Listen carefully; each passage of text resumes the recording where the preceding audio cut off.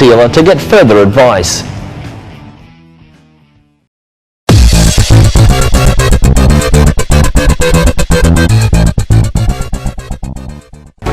A worn sprocket can lead to a number of issues, and it's something you have to keep an eye on.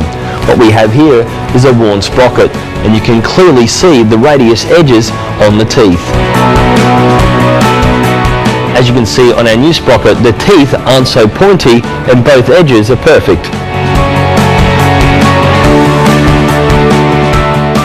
Like everything mechanical, sprockets will wear, and when sprockets start to look like this, it's time they need replacing. To get the best life out of your chain and sprocket, you should use a high quality chain lubricant after each session.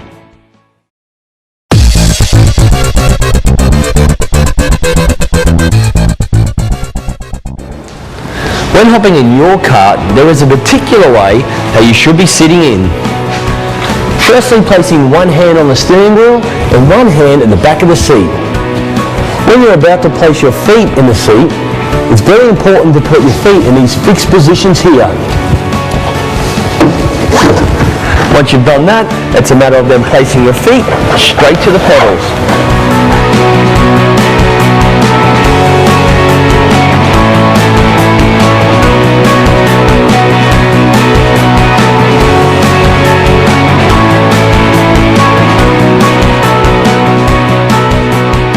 Too many times I've seen drivers sideline all because the way they've got in the kart.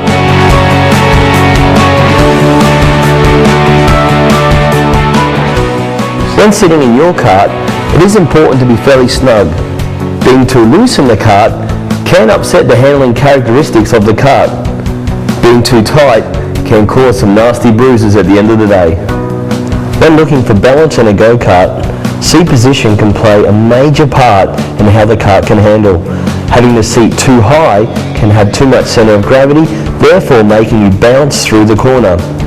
If your seat is too low, you'll have no side bite, therefore making the kart also skatey mid to exit through the turns. When your seat is too far forward, you'll have great initial steer, but you'll find you'll have a really loose rear end. When the seat is too far back, you'll actually have the opposite effect where you'll have no initial steer. So it's best to consult with your local kart dealer to get the right advice for your particular chassis.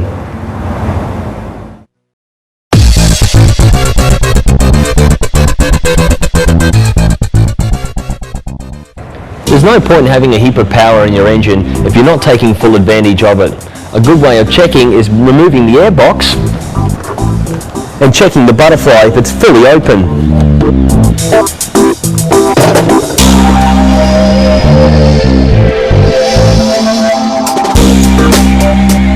When setting up an accelerator pedal, it's firstly very important to take any unwanted slack away. You'll adjust this with your cable adjuster. When adjusting the slack, making sure that the butterfly is still at the closed position. When you're ready for full throttle, making always sure that the accelerator pedal is hitting the throttle stop. When it's up against the stop, make sure that the butterfly is then 100% open. If not reaching full throttle, you can adjust your accelerator stop.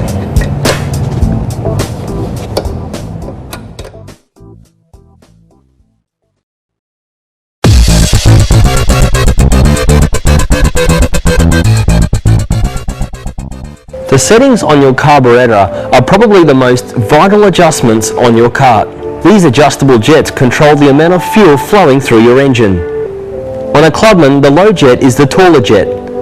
This allows a little amount of fuel flowing through the carburetor.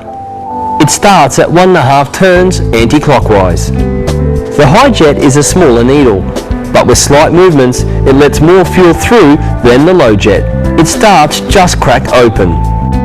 On the national categories, generally starting position is 2 turns on the low jet anti-clockwise and 1/4 on the high jet.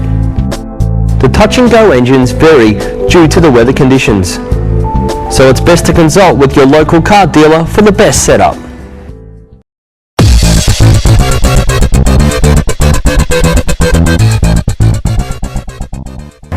It's now time to talk about kart setup, and we'll start off with the front end. The front end is a very important part in setup as it's the first thing that's going into the corner. and can really determine on how the kart will perform out the corner as well. We'll start with the basics in the front of the kart. The front track. As you're going wider in the front, that can increase steer and also stability. As you can see on this rookie kart, we only have a 5mm spacing, which is more suited for that category.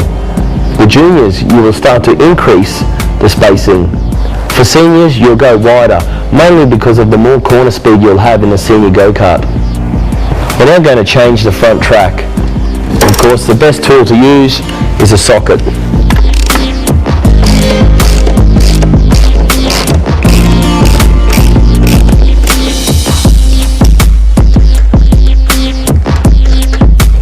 We're now going to increase the front track by adding another 10mm spacer.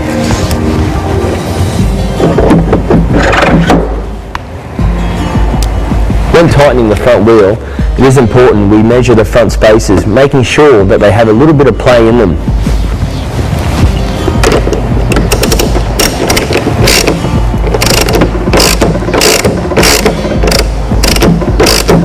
Having it too tight, the wheel just won't spin and it will bind up the bearing.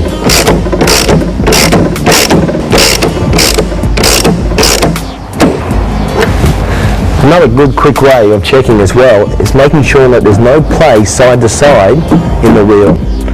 Once you've got some movement in the spacer and there's no side to side play, you're ready to go.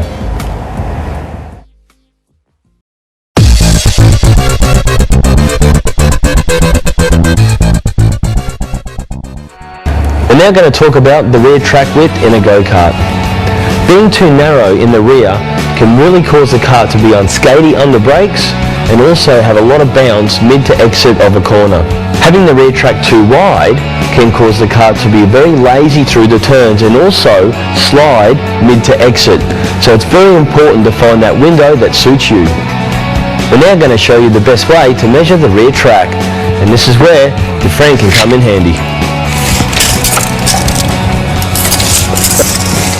Sliding the tape measure through the axle is a better measurement. That way it's clear from the exhaust pipe and getting you a straight measurement.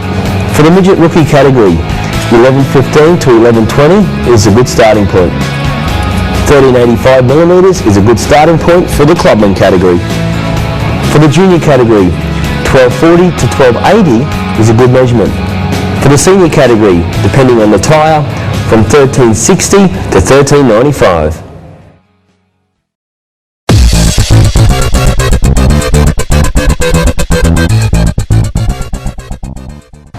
Changing kart tyres can be easy once you get the drift of it. The key is having the right tool, and the bead breaker is the tool. The first step is to deflate the tyre, letting all the air out, which will make it easier when popping the tyre off the bead. When installing the tyre to the bead breaker, it's firstly important to do the inside first, and it has the smallest circumference. Inserting the tyre onto the bead breaker and pushing downwards, and doing the same for the other side.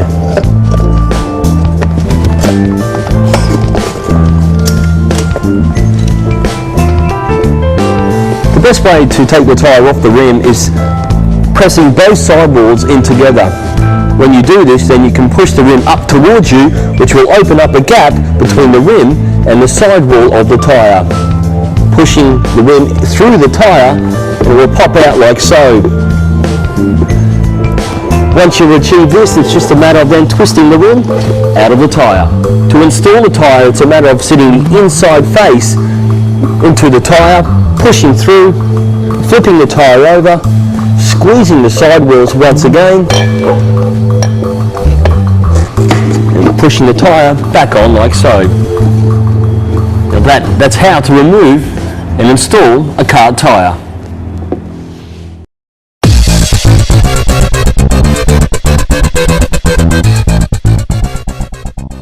There are plenty of adjustments at the front of the kart, things like caster camber, positive and negative, toe in and toe out. All these are key factors on how your kart can perform. The first step is to put a set of laser wheel aligners on the stub axles.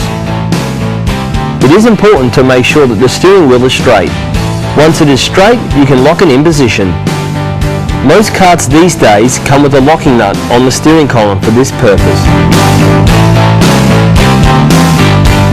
You then check the bubble level in the wheel aligning tools before taking notice of where the red lasers are. It is then time to adjust the toe in and toe out on the kart. This is done by winding the steering arms in and out like this.